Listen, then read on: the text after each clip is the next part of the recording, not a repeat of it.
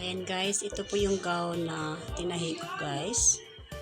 So nag-best in costume po siya.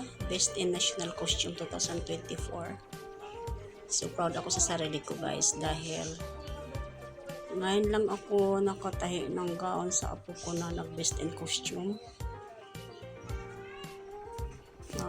Lahat 2019, 2018, ang dami kong napanalo rin, hindi ang apo ko guys.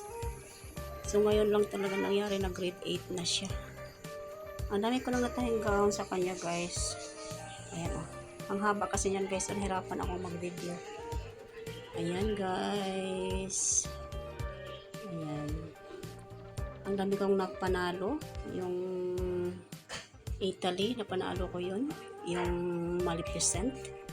Linaban yun sa SM, nanalo din siya. Based in costume din siya.